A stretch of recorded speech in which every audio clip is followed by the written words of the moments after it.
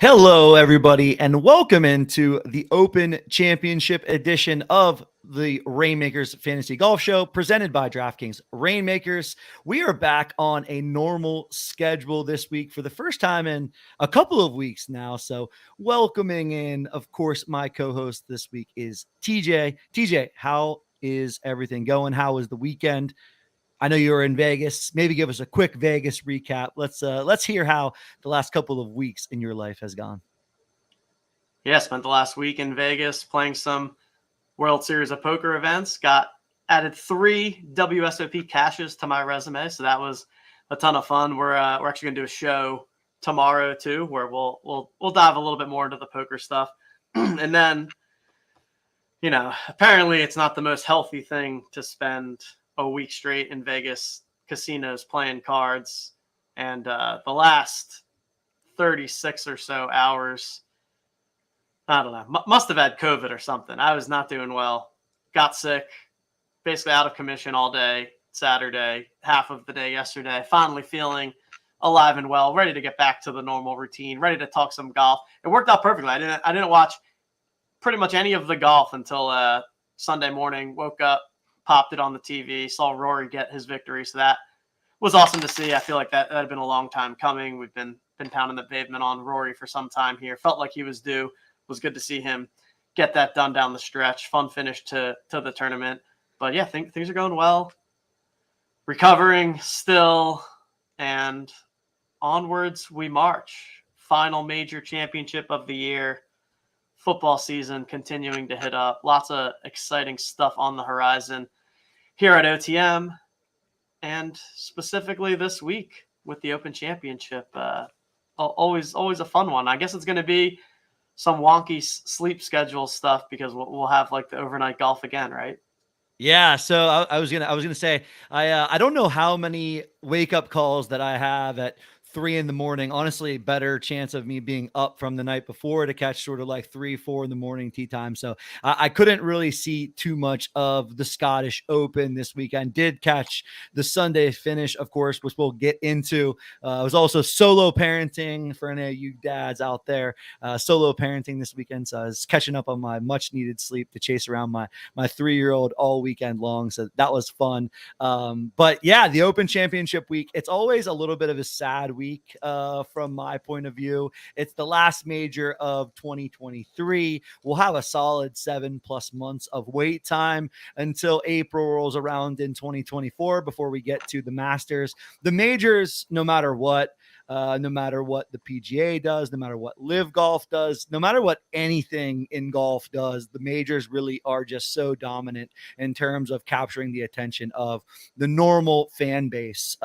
People that just casually watch golf, they watch golf for the majors. So the energy around the majors, the hype around the majors, it is very much real. I think Hoylake and Royal Liverpool, which we'll get into this week, is going to live up to the hype. They've made some changes since 2014, where we had Rory win in 2014, and now Rory, off of a win at the Scottish, has a chance to go back-to-back weeks and back-to-back last time the Open Championship was held at this golf course. Gonna get into all that, but yeah, let's cover quickly the recap. So we had 2 tournaments last weekend from a DraftKings Reignmakers standpoint, the Scottish Open and the Barbasol Championship. Scottish Open, we saw come down to 2 players, really, Rory McIlroy and Robert McIntyre on Sunday. McIntyre shoots a field best 64 on Sunday as the only person to really push Rory. If he doesn't shoot the absurd score of 64, Rory kind of waltzes his way to victory in this one. Rory stood on the 16th green, down 1 shot with like a 7-footer left for birdie. Unfortunately, missed that putt. So was on the 17th, a par 3, 195 yards, I want to say.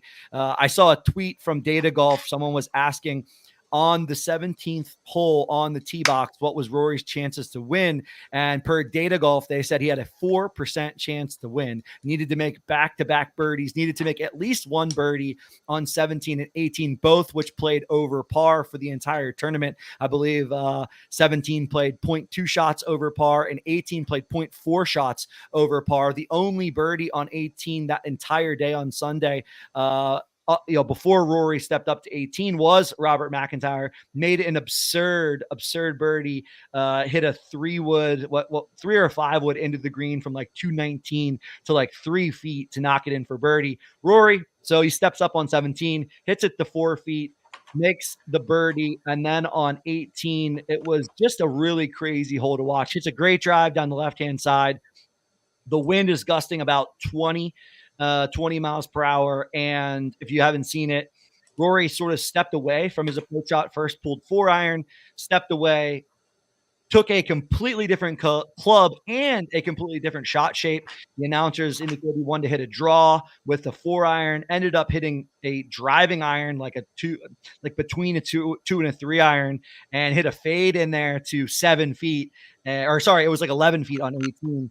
And man, I mean, what did you think, Tej, on the camera angle on 18? I was, of course, watching on my phone because you needed to watch on the CBS Sports app, which, golf just makes it so hard to be a fan. You have to change where you're watching the coverage. You have to be up early. But then I'm on my phone watching, and this camera angle was just, it was just an atrocity. I didn't know whether the putt went in or not. I only could judge off Rory's reaction, and he became the thumbnail for the show today because it was just him staring back with his head up into the sky. Couldn't believe that it went in. What was your take on the angle that we had for that putt on 18? Yeah, really couldn't see anything. And apparently Rory seemingly did not think it was going to go in. So he didn't look very confident until the ball actually dropped.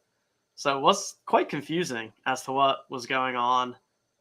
Yeah, seemed like he was going to miss it. But shout out golf Twitter. It's literally unmatched, unrivaled. Just so many takes about how terrible the camera angle is. And then on top of that, just being, quite frankly, literally impossible. I had texted you on Sunday morning, like, where are you watching this? I couldn't really figure it out that quickly. I dismissed the pop-up message that you got on the PGA Tour app. I dismissed it too quickly to understand where it was actually being played at. So quickly had to pull up the CBS Sports app to catch it. But somebody like my dad, right? Like somebody who watches golf, pretty casually, but watches every week. He was saying, I had no idea where I couldn't catch it on TV. He was up actually at like 5 a.m, watched it from like 5 to 6 a.m. And then after 6 a.m, when they cut it off, he was just like, well, I guess I'm not watching golf anymore because I'm not going to go to my phone and download an app and do all this crazy stuff. So I think we have a long way to go in terms of making the game easier to watch from a fan's perspective. Yeah, I guess with the weird timings, they weren't able to get the primetime CBS or wherever, so I had to be on the app. Hopefully we don't have the same thing for the major this weekend. I would think that they would have that figured out. But yeah, it comes down to, I guess, like certain types of contracts with the networks and all of that good stuff. Obviously, for a major championship, I think we're going to get pretty prime time coverage no matter what happens. The weather also does look like it's going to cooperate, so maybe we don't see the shifts that we saw at the. Well, I guess that was another thing too. I wonder if that impacted where it was being because they moved the tee times way up, right? Yeah, they moved the tee times way up. They played split tees 1 and 10, playing off both sides, so that definitely shakes things up. But that probably impacted the TV. I don't know what the original intent was supposed to be. Maybe it was supposed to be on network TV, but then because they moved it up, they weren't able to change it around. It was, and they of course showed the replay on network TV in the time. But then, if you're living in the 21st century, you're at least on Twitter. You know who won the championship. You know who won the golf tournament. You're probably not going to tune into the entire replay 4 hours later. So, but. Either way, Rory, like you said, gets it done. And Rory's been knocking on the door for, I don't know, what feels like 2 months now. His game has been right there, like very solid. If you asked him and if you listen to any interviews that he did, said he still wasn't quite playing his A game, but he was top 10 finishes in 3 or 4 in a row, just playing really, really well. So it was good to see Rory knock down the door, get the victory. And now, of course, we are headed into a major where Rory has great history in terms of court and in terms of just feeling good about this course where he won the last time it was held there. So Rory at the top of the odds board. If you take a look at our site, otmnft.com, the players view shows you the odds. There's only 61 Reignmakers players in this field of 154 golfers. So I really, really think that we'll zero in on some of that this week, but you're going to see a lot of top heavy lineups with a middling option or two as guys fourth or fifth golfer, but I definitely expect there to be top heavy lineups that make their way up the leaderboard. This course is a course that sort of demands driving, basically driving everything, honestly, accuracy and distance. If you can't hit the ball in that 280, carry at 280, 300 range, you're going to definitely struggle around Hoylake. It's going to be a very, very interesting 4 days at this golf course. It's link style, pot bunkers everywhere. If you're missing into those pot bunkers, it's essentially automatically a stroke penalty. You're taking some sort of wedge. You're sometimes coming out sideways. You definitely have no chance to get to the green in any of these big pot bunkers, especially if you're anywhere near the lip. So it should be very classic overseas golf for the Open Championship this week. Sorry, we're a little all over the place. This is a little chemistry. We're getting a little chemistry back. Let's cover quickly the Barbasol. We had the Barbasol also last week, where we saw Victor Norman, a guy whose name we've said on this show before, had been playing really good golf. I will say this about the Barbasol. I mean, this had to be one of the the PGA Tour had to reach so deep to put on this alternate event. I didn't know what was 50+% of these golfers. I mean, even some of the guys that finished near the top of the board, Nathan Kimsey, definitely some DP World Tour guys, Adrian Sadier, there's Daniel Brown. I didn't know any of these golfers. So it was really tough. It was fun from a Reignmakers perspective. If you could get some teams in with some of the guys with better odds, guys like Pendrith, Glover, Norman, obviously finished at the top of the board at -22 in a playoff, but it was easier to cash in an event like this, but it was harder to field a team and definitely harder to quote unquote buy to field a team for this tournament. Unfortunately for me, I didn't cash anything in the Scottish Open, cashed one team in the rare event for the Barbasol. Not sure how you fared in the Barbasol. I didn't really watch too much of it. Once the Scottish ended, it was basically no golf for me. Caught the very tail end of the playoff, but that was about it. Yeah, I didn't get to play any contests this week. I'm pretty sure you can't play Reignmakers in Vegas. Yeah. I know you can't play DFS or bet. So yeah, I did not get to enter, which I don't think I would have won anything, but like my core lineup is like my main rare lineup is always Captain Rory, Hatton, some other people that did well. But I'm pretty sure I would have had Adam Scott in there who missed the cut. So I don't feel too bad about missing out on anything crazy. But it was a bit of a bummer to not get at least some cash for the Rory win. But, you give and take. And it is kind of crazy to me that Vegas and Nevada, of all places, is one of the areas where you can't play fantasy sports.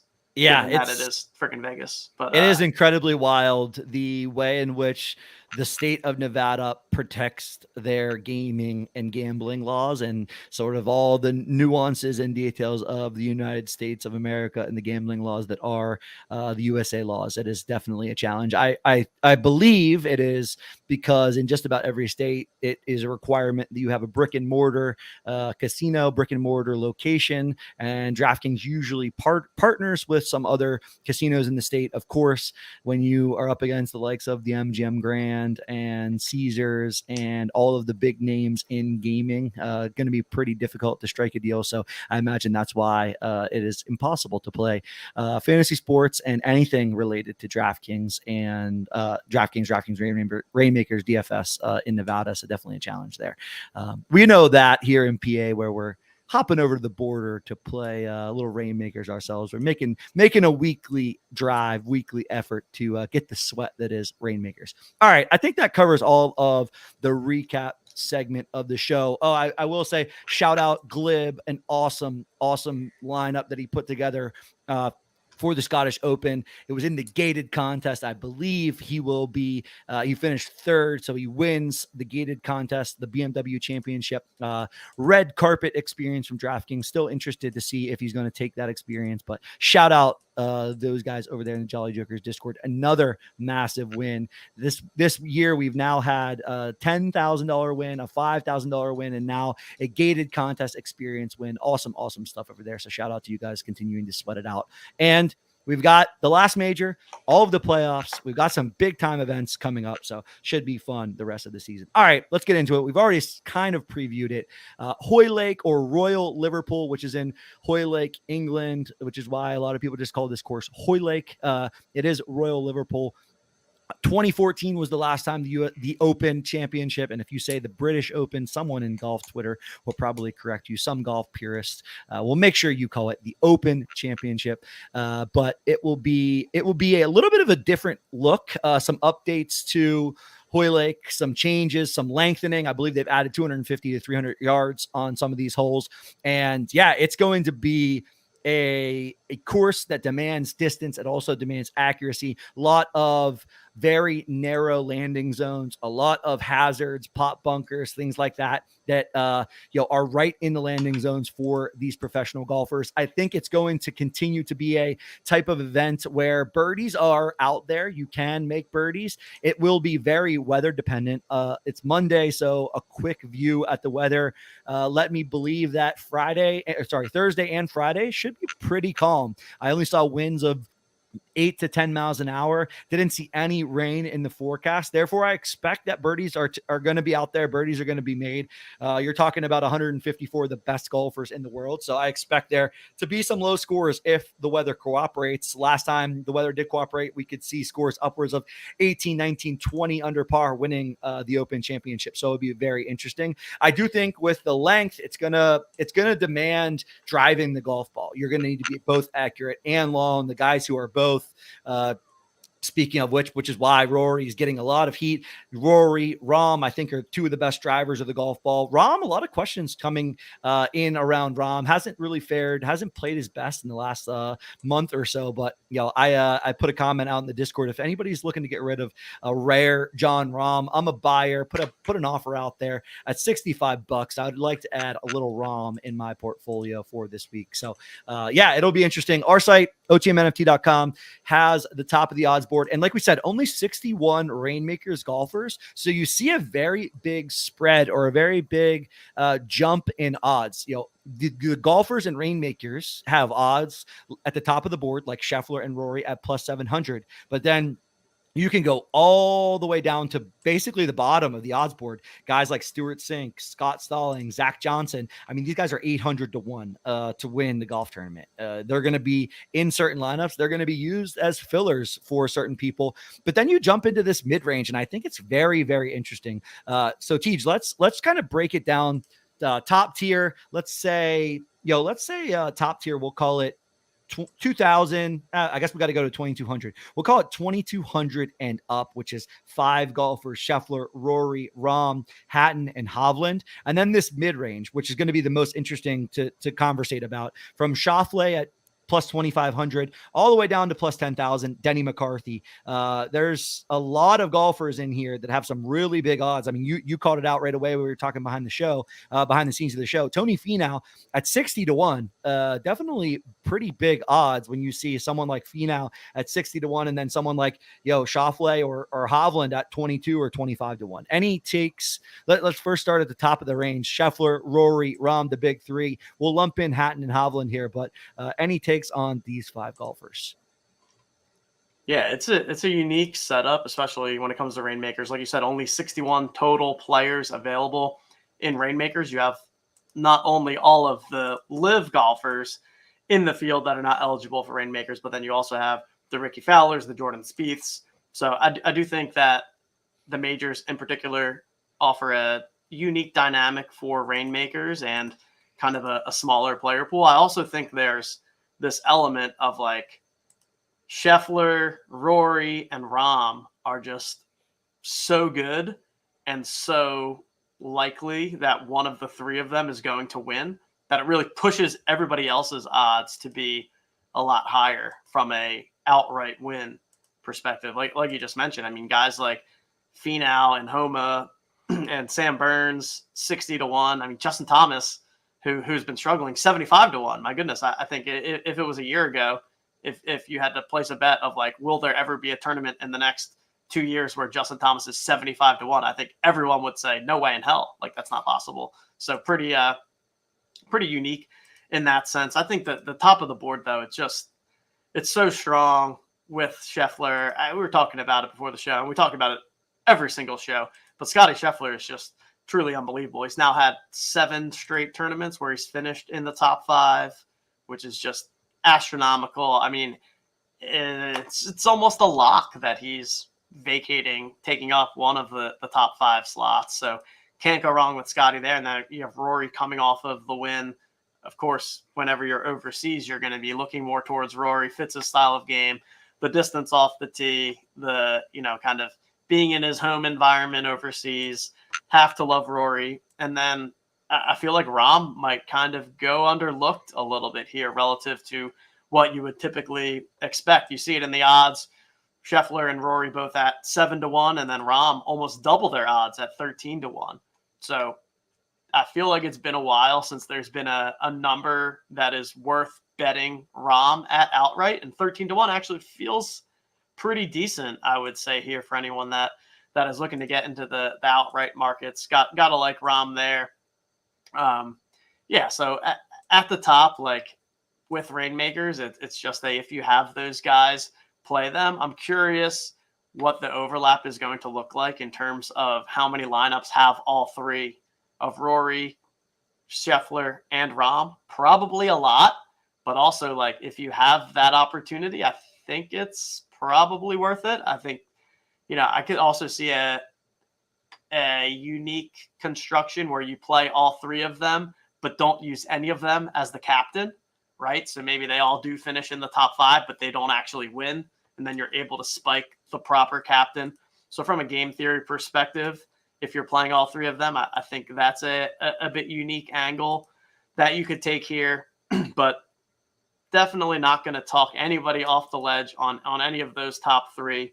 Right behind them, you then have 2 of our favorites, I feel like every single week, Hatton and Hovland, who are both super live to win this week. And I don't want to give away my winner pick, but it might come from one of these 2 guys. I mean, Hatton has just been on fire. And like another thing that I like about Hatton, and so I've noticed this with both Rahm and Hatton for this week, is that you look at the underlying number. So let's look at Rahm first. Rahm, second in the field in strokes gained total over the last 50 rounds, 5th tee to green, pretty much top 17 in every single stat, except for around the greens, where he's 54th.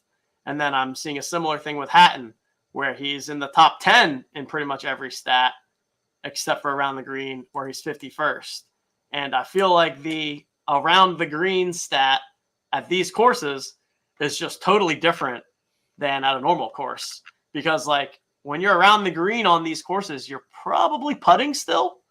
Like they're going to have those spots where they're able to putt from off the green. And both Rahm and Hatton, respectively, rank 7th and 3rd in the field in putting.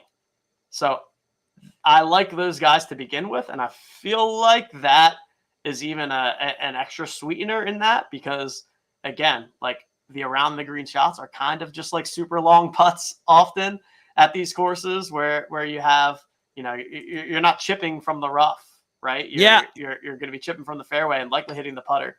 So that's one thing that I noticed. I'm curious your take on from a course fit standpoint. Yeah, I don't know your winner pick. So I don't want to say too much, but like we know Victor Hovland loves to hit putts from 20 yards away. He loves to do it. One, he needed to do it before his short game was much improved. Now he has a much improved short game, and he has the weapon of being able to hit putts from pretty much anywhere. I mean, it probably goes undersaid, or will go undersaid. This kind of course just plays so different than every other PGA Tour course. When you get a true links course, when you get a course overseas here for the Open Championship that plays, really traditionally linksy, it is going to demand a ton it's going to put a ton of different kinds of pressure on short game and potentially on putting than you see in any other course. I mean, the telltale sign is last year at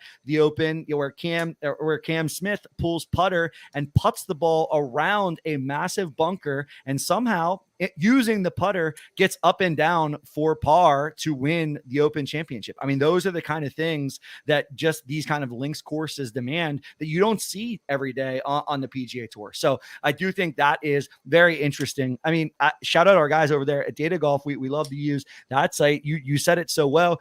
Scheffler, his odds to win, Data Golf gives him an 11.2% chance to win, McIlroy 9.1% chance, and Jon Rahm 5.7% chance. After that, it's Cantlay and Schauffele 4.7 and 3.7, and then basically Hatton and Hovland at 3%. And then after that, it's kind of everyone else. If we're only looking at Reignmakers names, you got to go down to Fleetwood, you got to go down to Morikawa.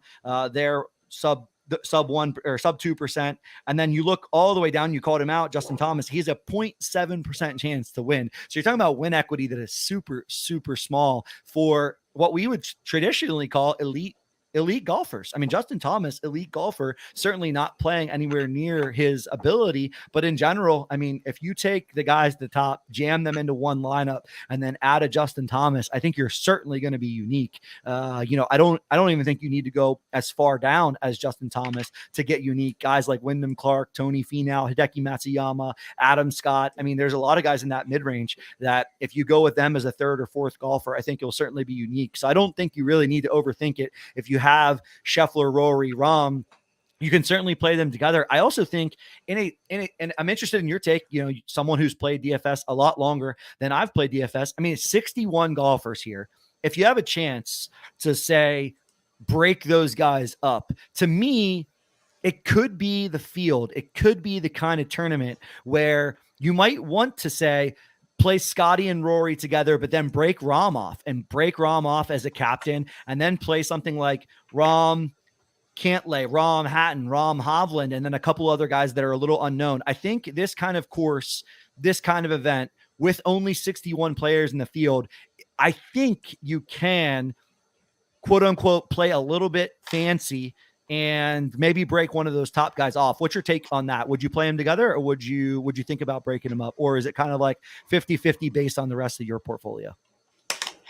I think so. Between the 5 guys that we've talked about, Scheffler, Rory, Rahm, Hatton, Hovland, I think it's maybe not that. I think it's highly likely that one of those 5 guys, or one of the guys that's not in the Reignmakers pool, ends up being the winner here. So I would maybe say, of those 5, like, only play 3 of them. I would not play all 5 of those guys in one lineup. I feel like you're basically guaranteeing yourself to be duped at least once, regardless of who your captain is. Putting all 5 of those guys together, probably not the smart game theory choice. I think it's okay to play Rahm, Rory, and Scheffler all together, but then with those final 2 spots, you want to get somewhat unique, either by taking some of the persons from higher up on the odds boards, or by making one of your one-off plays your captain instead of making one of the big 3 your captain. I think that's pretty important here, but it really is hard to. It also depends on what you're trying to do, right? Like, are you trying to win, or are you just trying to like guarantee yourself to make some cash? Because playing all of those guys together, I mean, you can feel very good about your chances of at least making, your 40, 50, 60 bucks or whatever that may be, but you limit your upside from a game theory standpoint of actually climbing to the very top of the leaderboard. So I like a general roster construction of taking 3 out of those top 5 guys into one lineup and then getting at least slightly different with the other 2 spots. I think that makes the most sense. And then you kind of, but you don't want to go too far down the board. I feel like also, I mean, I'm looking at our site right now on the players page. We default to showing the top 30 available players. And it gets, I feel like the top 30, okay. Past that, it gets super, super thin. I mean, there's only 10 people in the field that are eligible to Reignmakers and are 35-1 or better to win, which I think speaks volumes in itself. But like, looking at this 50-1 plus range, you've got Matt Fitzpatrick. I could see him doing well. I feel like it's a decent setup for him. Drives the ball well. I feel like has the kind of trickiness around the greens that is needed on these courses. I will say on Matty Fitz, just because I just read this quote, he says, quoting himself, says he doesn't have the best track record at Open Championships. It's by far the major that suits him the least in terms of how he feels. Says his game isn't in the best of shape and he's trying to be realistic. Said a top 30 this week would be a good performance. That's a quote directly from Matty Fitzpatrick. Well, we don't want that then. Yeah, that ain't going to win any money in Reignmakers. I mean, if you're believing the golfer. What about Tom Kim? So Tom Kim just had a nice performance at the Scotland Open. He's sitting at 60-1. That feels like a buy. That's a pretty decent one to fill out that lineup. You also have Wyndham Clark in that same area, just coming off his major victory of his own, 65-1. Obviously, he has the upside, has the distance, has all of that.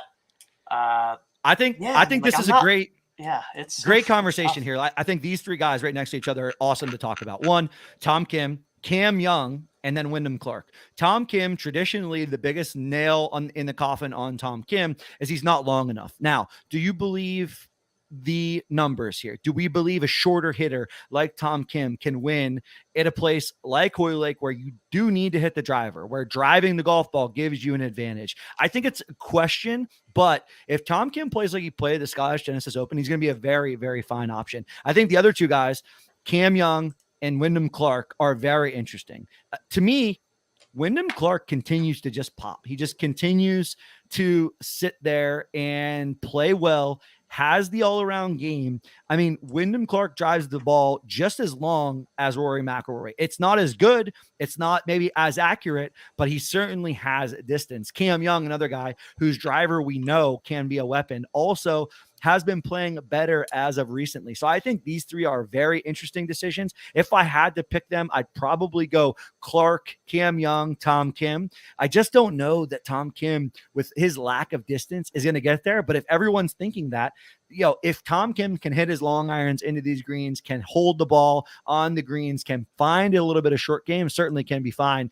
I think they're a very, very interesting trio, all at that 60-65-1 number.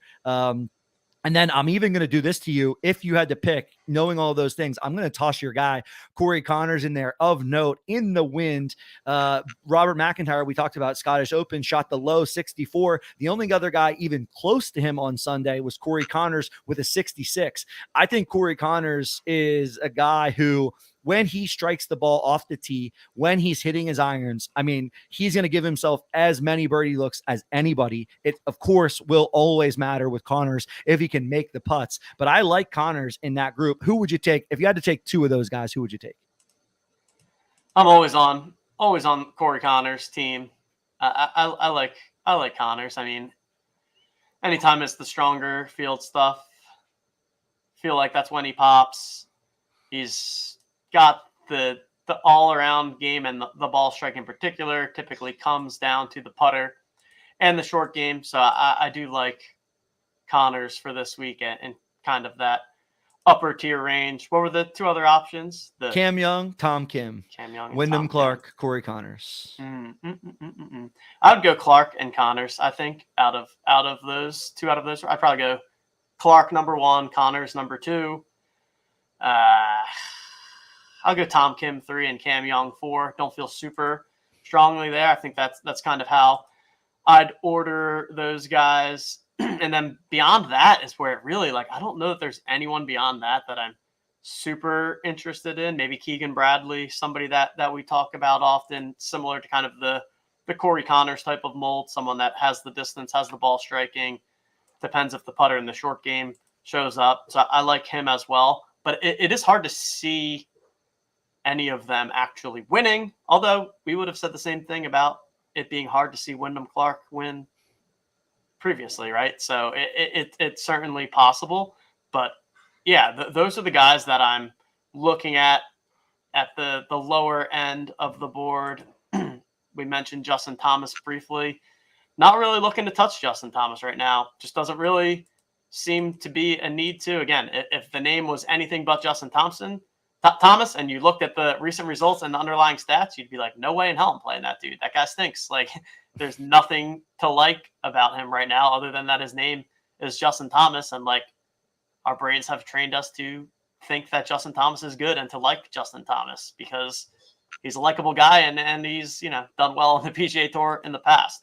So I feel like all the names that we've discussed are kind of where I'm drawing the line in terms of who I'd be willing to play in the guaranteed contests. Obviously, beyond that, you're going to use your whole collection, but that's where I'd be throwing them into the pack party or whatever other smaller contest that you want. I think once you get past having 3 to 4 of those top 10 guys in your lineup, it's not really worth firing it into any of the guaranteeds anymore, just because, again, so likely that one of those top 3 guys or one of those top 5 guys ends up in the top 3 and in the top 5.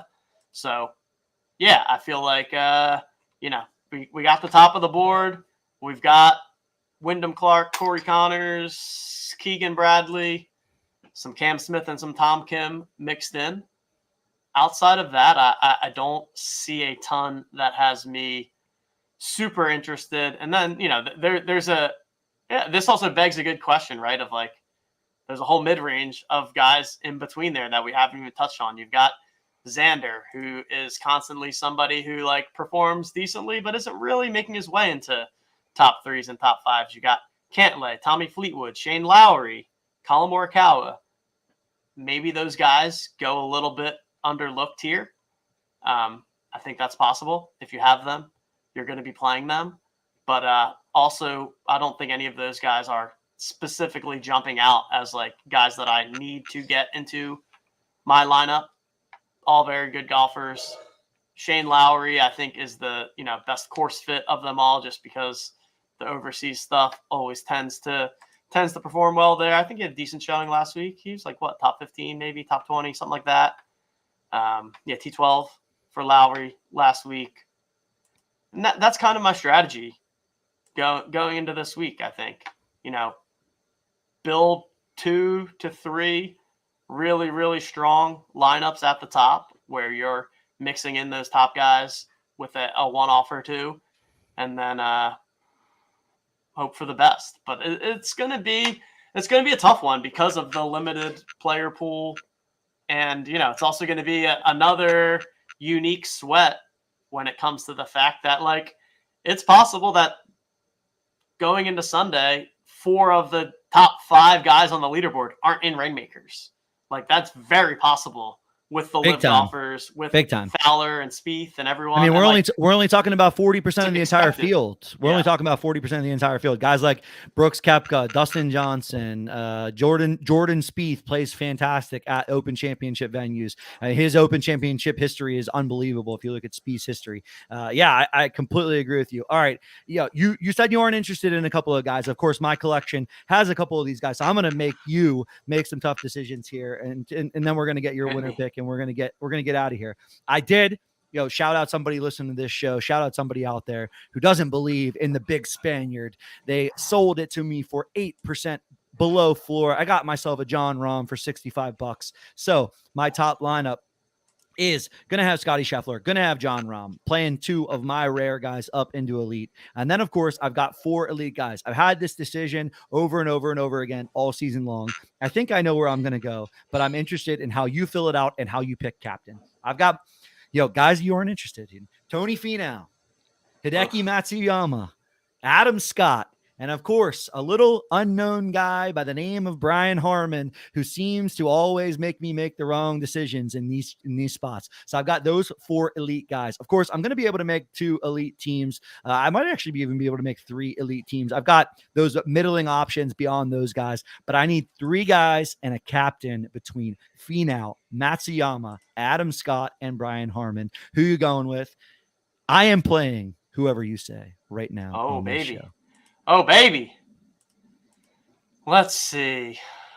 I think that my number one choice of those is Hideki Matsuyama. I think that I don't necessarily see him winning, but I can definitely see a top 10 coming from Hideki. Has the distance, has all the ball striking that you need. Is good around the greens, and I feel like can get through those tricky spots there when it comes to some of these unique shots that they'll have. at a course like you're going to see at the Open. So I like Matsuyama as my number one option there. Man, I'm really just not loving Finau a ton. I mean, he just hasn't quite had it. He's missed 2 out of his last 4 cuts. And since his win at the Mexico Open, has not finished better than, PGA Championship, made the cut, but basically finished dead last, if not actually dead last. It's pretty close there. So I am Matsuyama number 1, Adam Scott number 2. I feel like we've been on the Adam Scott train all year and don't have anything super against him. I don't think it's like a super special fit by any means, but I don't mind him here. So then it comes down to, do I hate Finau enough to play Harman over him? And I might. I mean, Harman just seems to kind of get it done and has that all-around game. I mean, I guess not the length that you necessarily are dying to have at this course. So, maybe the play is to go with a Matsuyama captain, go with Adam Scott, and go with Harman, and then hedge by making Finau the captain of your second elite team. And all right, guys. I love is. whenever I get a built-in excuse for reasons to hate Can my blame it on decision me. making. We blame it on TJ this week. We captain Hideki Matsuyama. We jam in the plus 10,000 Brian Harman over the plus 6,000 Tony Finau, and then we go Adam Scott, Scotty Scheffler, John Rahm. We're hoping for a John Rahm first, a Scotty Scheffler top 3, which is basically a lock, and then Hideki, Harman, and Scott to round out the top 10 to take down the elite contest. It certainly will be unique, folks. It certainly will be unique. I like it. I actually had Hideki captains. I have fell down the Tony Finau odds trap too many times this season to do it again. Finau, of course, has better odds than anybody there, but man, he's just really stunk it up for me in times when I really, really needed him. It's been painful. So if somebody else stings me this week, so be it. Get your Tony Finau to win bets in. Hedge out from these decisions, but we're going Matsuyama, Harman, Scott, Scheffler, and Rahm. I'll build all of my lineups, of course, on the Wednesday show. You'll see that one headlining that show. So I'll be back on Wednesday with the solo show. We're going to be back tomorrow with a bit more golf talk and a bit more coverage on the entire field. Blitz Fantasy Golf will be back this week. We'll have the standard 99 gold tournament. We will also have a 500 gold double up. Should be a good tournament to get in there, mix it up, try to double your money. Should be a really fun contest. New to Blitz is the double up contests for golf. So it'll be fun to get that one out there. And we'll go through on tomorrow's show. We'll go through all of Blitz. We will rate out the tiers. We'll do the top 75 golfers. We'll take a look at all of them. That will include all of the live guys. That will include other guys that aren't Reignmakers guys. So we'll check that out on tomorrow's stream. More information coming there. We're hoping to get a couple of guests on that show, talk generally golf and all things happening in the golf world. So look for that to be set up later today or tomorrow morning. Should be a 3 p.m. Eastern show. And then I'll be back on Wednesday with your normal scheduled programming for Reignmakers lineup builders. If you haven't already, head on over to our site, otmnft.com. Everything you need to know from a Reignmakers perspective in terms of pricing, all the data on all the golfers. Make sure you're using offers. I mean, I just put an 8% below floor offer in. I was going to just buy the Rahm outright at $70. I was just like, let's see how these offers work. I put a $65 offer in. It was accepted in less than 2 hours, less than an hour almost, I think. So definitely use offers at this point in time during the season.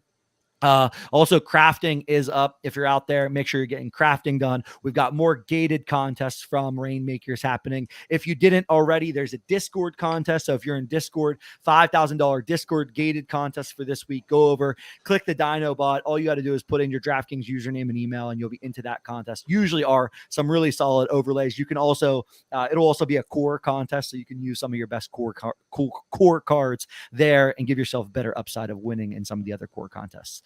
All right, nothing left but to do than hear who TJ thinks is going to be the champion golfer of the year in 2023.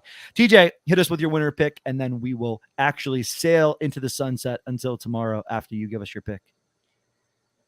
Short and sweet this time around. Somebody that we talk about frequently on this show. I'm pretty sure I've picked him as my winner before. Mr. Anger on the golf course. Tyrrell Hatton. He just feels due for a W here. Another nice showing last weekend with his T6 at the Genesis Scottish Open, coming off top 30 performances in all the previous majors. Tyrrell Hatton, going to be my winner pick for this week. 22-1. I think that's a nice number to place a little outright wager at. And I just think he sets up well for it. I like the way that he's been playing. I like the overseas fit for him. And I think there it is. I saw someone tweet out that was like, Rory should always play with Hatton because he just like kind of smiles at how angry Hatton gets, and it mellows Rory out. So the yin to Rory's yang, Tyrrell Hatton takes home the Open Championship this weekend, 22-1. Fire in your little $5-10 outright bets on my guy Hatton. Book it. It was the TJ show today. It was awesome to get back to normally scheduled programming. Awesome to have TJ picking my lineups here and giving all the analysis. I mean, the guy's spitting hot fire, all the numbers coming to you from TJ this week. Appreciate you being back and appreciate this show. Appreciate all you listeners out there. Catch you all tomorrow. Catch me on Twitter, on Discord, announcing all the shows for this week. But if I don't catch you tomorrow, I'll catch you on Wednesday. All right. That'll do it for us. Talk to you later. Peace.